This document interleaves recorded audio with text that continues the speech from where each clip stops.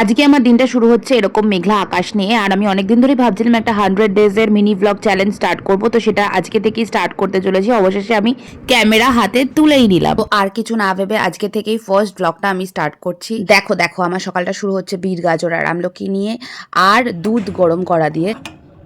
ঝাটাকসে কাটা হয়ে গেল বিট গাজর আর আমলকি, এবার করব পেস্ট। ও মা গো, এই আওয়াজটা সকাল সকাল বড্ড জোরে কানে লাগে গো। এত কষ্ট করে জুসটা বার করার পর সেটা খেতে যদি জঘন্য হয় তাহলে আর কি করা যায় বলো।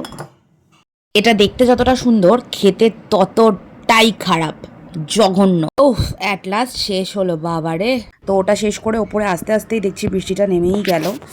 আর আমার মনটা আরও খারাপ হয়ে গেল। ভেবেছিলাম একটা অন্য চ্যানেলের জন্য শ্যুট করব, কারণ ভাই হ্যাঁ আমি গরিব, আমার কাছে ডে লাইট ছাড়া আর কোনো অপশান নেই শ্যুট করার। সেই দুঃখে আমার খিদে পেয়ে গেল। যাক গে যা, আর কিছু করার নেই। আমি এখন খাচ্ছি হচ্ছে পরোটা আর আলুর তরকারি।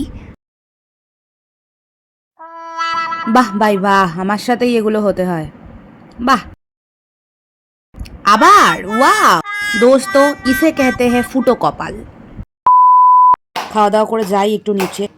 দেখো দেখো বিছানার কাঁচা জামা কাপড়গুলো কিভাবে পড়ে আছে, আমাকেই গোছাতে হবে না? হ্যাঁ হ্যাঁ হ্যাঁ, আমার কোনো কাজের লোক নেই, কারণ আমি কাজের লোক। তো একটা চট করে ট্রানজিশন হয়ে যাক। টাটা! এক চুটকিতে শেষ করে দিলাম, দেখলে কোনো খাটনি নেই, জাস্ট একটা চুটকি দিলাম আর সব জামা কাপড় পরিষ্কার। এখন বাজে দুপুর 3:08, আমার স্নান পেট পুজো সব একেবারে কমপ্লিট।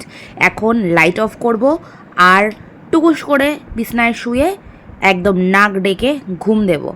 চলো টাটা।